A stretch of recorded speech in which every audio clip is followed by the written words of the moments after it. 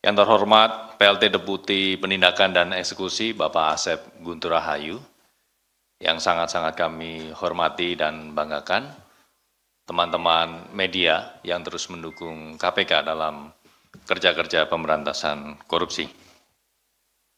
Pada kesempatan kali ini, sebagai bentuk transparansi informasi publik, kami akan menyampaikan update terkait kegiatan tangkap tangan KPK terkait dengan dugaan tindak pidana korupsi suap di sektor kehutanan, yaitu terkait dengan kerjasama pengelolaan kawasan hutan.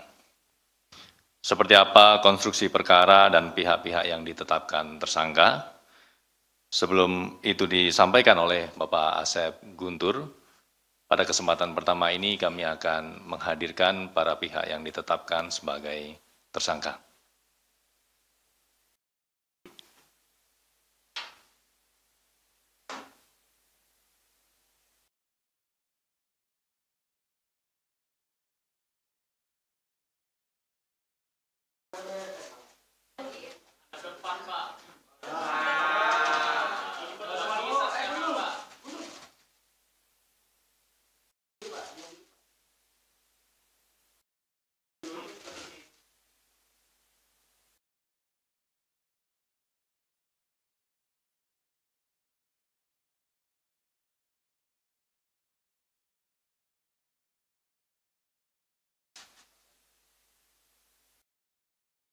Cukup, teman-teman? Oke. Baik, terima kasih. Silakan bisa kembali ke tempat semula.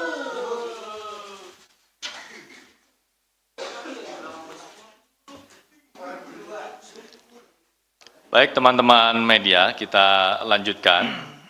Kepada Bapak Asep Guntur, kami persilahkan untuk menyampaikan secara lengkap terkait dengan konstruksi perkara dan pihak-pihak yang ditetapkan sebagai tersangka. Baik, terima kasih Mas Jubir. Bismillahirrahmanirrahim. Assalamualaikum warahmatullahi wabarakatuh. Waalaikumsalam. Selamat sore dan salam sejahtera bagi kita sekalian. Yang saya hormati Mas Jubir, yang saya hormati, saya cintai dan saya banggakan rekan-rekan jurnalis yang mungkin sudah menunggu dari kemarin, tadi malam sampai dini hari dan konvers baru bisa kami laksanakan pada sore hari ini. Untuk itu kami mohon maaf kepada rekan-rekan dan juga terima kasih atas kesetiaannya bersamai kami dalam kerja-kerja kita bersama dalam rangka memberantas tindak pidana korupsi. Baiklah rekan-rekan sekalian, akan saya sampaikan terkait dengan kegiatan tangkap tangan dugaan tindak pidana suap di sektor kehutanan terkait dengan kerjasama pengelolaan kawasan hutan.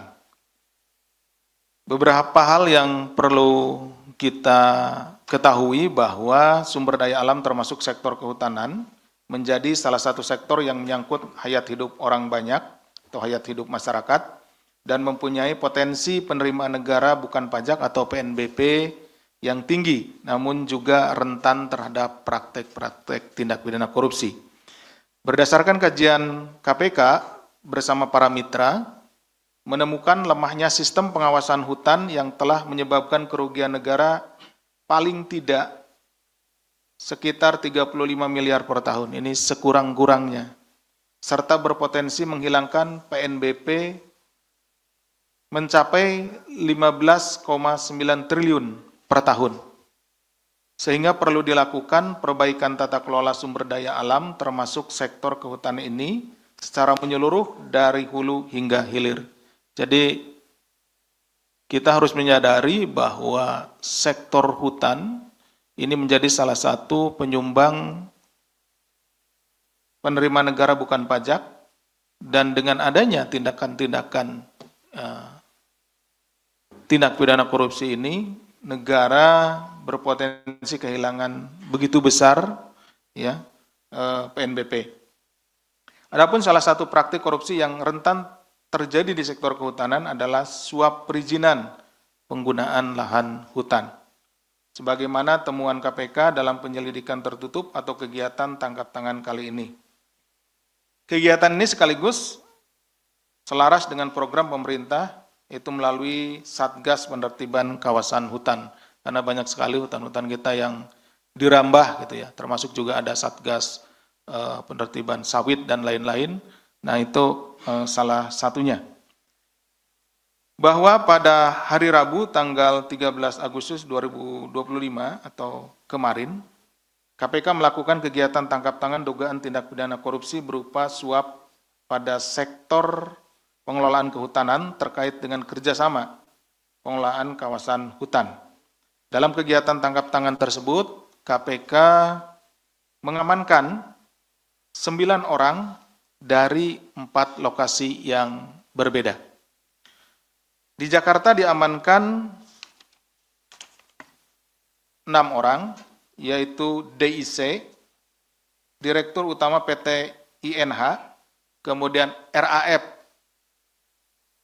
Komisaris PT INH, kemudian DJN, Direktur PT PML, kemudian JK, selaku SB Group, kemudian ARV, selaku staf PT PML, kemudian SUD, staf PT PML, ada 6 yang di Jakarta, kemudian di Bekasi, ADT, selaku staf perizinan SB Group, kemudian di Depok, BKB, mantan Direktur PT INH, dan di Bogor, YUL, selaku Sekretaris DJN.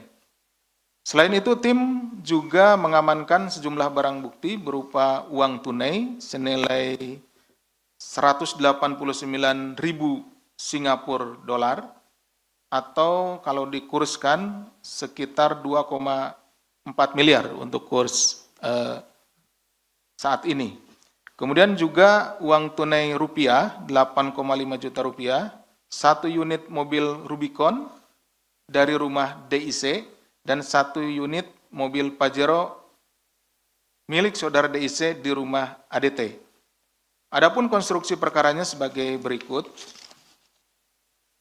PT INH memiliki hak areal yang berlokasi di Provinsi Lampung seluas 56.547 hektar, di mana total seluas 55.157 hektar diantaranya dikerjasamakan dengan PT PML.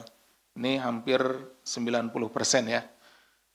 Melalui perjanjian kerjasama atau PKS yang meliputi wilayah Register 42, wilayah Rebang seluas kurang lebih 12.727 hektar, kemudian Register 44, wilayah Muara 2 seluas kurang lebih 32.375 hektar, dan di Register 46 di wilayah Waihanakau seluas kurang lebih 10.055 hektar.